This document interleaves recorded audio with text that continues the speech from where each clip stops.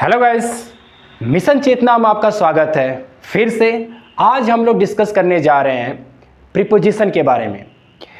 और जैसा कि स्टूडेंट्स को हमेशा से प्रीपोजिशन को लेकर काफ़ी असुविधा महसूस होते रहा है, लेकिन आज की क्लास के बाद आपके अंदर कोई असुविधा नहीं रहेगा। So now let's begin. So guys, first preposition हमारा यहाँ पे है अंडर। अंडर का अगर हम लोग हिंदी अर्थ निकालें तो इसका मतलब होता है नीचे या के नीचे। लेकिन ये क्या सेंस देता है, समझना ये कि क्या सेंस देता है। ये सेंस देता है सटा हुआ।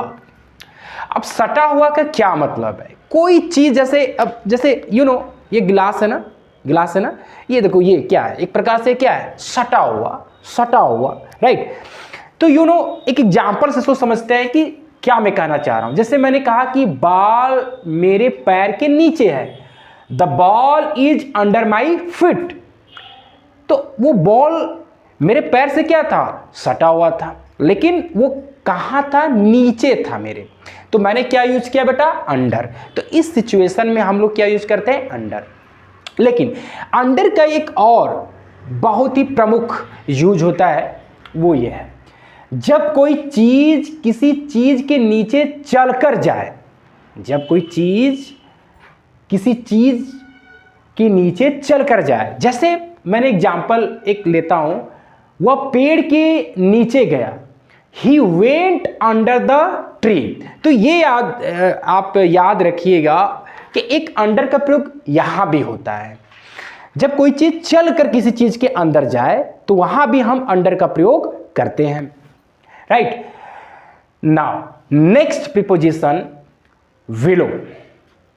अब बिलो का भी अगर हम हिंदी अर्थ निकालें तो इसका मतलब होता है नीचे या के नीचे, लेकिन सटा नहीं हुआ हो, गैप हो, तब हम क्या यूज करते हैं, बिलो यूज करते हैं। अब बच्चे काफी कंफ्यूज होते हैं अंडर और बिलो को लेकर, लेकिन अब कोई दुविधा नहीं रह जाएगा।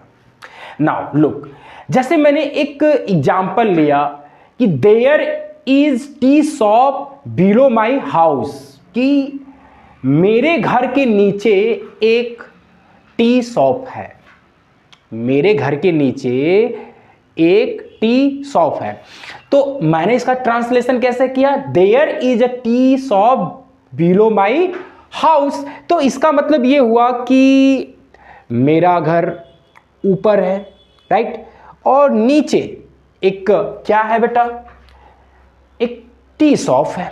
तो अभी हम लोग क्या यूज करेंगे, बिलो, राइट। और हाँ, एक चीज और है, हो सकता है आपके अंदर ये भाव बन रहा हो, सर आप कैसी बात कर रहे हैं, अभी आपने अंडर भी यूज किया, पेड़ के नीचे तो आपने अंडर यूज कर लिया, अभी माई हाउस के नीचे है तो बिलो यूज कर लिया, तो मुझे समझ नहीं आ रहा है। हाँ, ये दुविधा बन सकता है, लेकिन थोड़ा सा इनमें भिन्नता क्या है, ये चीज समझने की कोशिश करें। देखो बेटा, ये जो हो रहा है अंडर द ट्री, ये तो एक गति, एक मोशन को व्यक्त कर रहा है ना, एक मोशन को व्यक्त कर रहा है। आप चलकर ऐसे गए। नाउ यहां पे देखिए, ये जो टी शॉप है, ये घर के नीचे पहले से ही क्या है, वो पहले से स्थित है वहां पे। वो जो टी शॉप था वो चलकर थोड़ा गया है, नो तो इस फर्क को समझिए कि यहां पे जो अंडर है ये मूवमेंट को व्यक्त कर रहा है, लेकिन यहां पे जो बिलो आप जो देख रहे हो, ये किसी मूवमेंट को व्यक्त नहीं कर रहा है, किसी गति मोशन को व्यक्त नहीं कर रहा है। तो आप इन चीजों से भिन्नता आप आसानी से कर सकते हो आप। Now next preposition, next to का मतलब होता है के बगल में। के बगल का मतलब क्या होता है, चिपका। नाउ लुक हियर, जैसे मैंने एक एग्जांपल लिया कि मेरा घर राहुल के बगल में है, तो आप इसको कैसे ट्रांसलेट करोगे, my house is next to Rahul's house. Next to मतलब बगल में, चिपका, उस सेंस में हम लोग यूज करते हैं। नाउ नेक्स्ट, बिटवीन का हिंदी अर्थ होगा के बीच में, लेकिन कब यूज करते हैं, दो के बीच में। जैसे एग्जांपल लेते हैं, Radha is between Ram and Shyam. Radha Ram और श्याम के बीच में है, तो यहां पे हमने बिटवीन का प्रयोग किया। नाउ नेक्स्ट प्रीपोजिशन अमंग, के बीच में, दो से अधिक के बीच में, तब हम क्या यूज करेंगे? अमंग। जैसे Radha is among Ram Shyam and Ghanshyam. Thank you guys.